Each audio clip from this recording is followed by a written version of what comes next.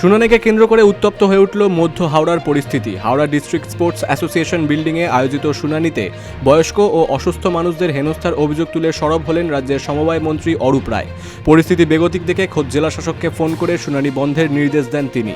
মঙ্গলবার Howrah district sports association বিল্ডিংয়ে শুনানি চলছিল। অভিযোগ, এই শুনানিতে আসা বহু বৃদ্ধা দীর্ঘক্ষণ লাইনে দাঁড়িয়ে চূড়ান্ত হেনস্থার শিকার হন।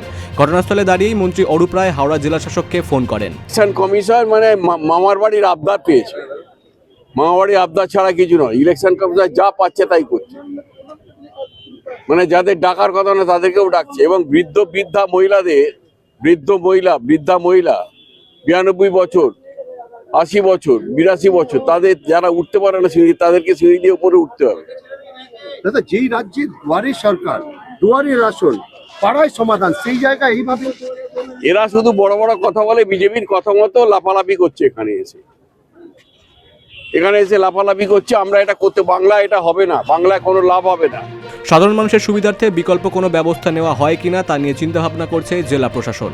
কলকাতা থেকে অনিকেত পালের রিপোর্ট, বিগ নিউজ বাংলা।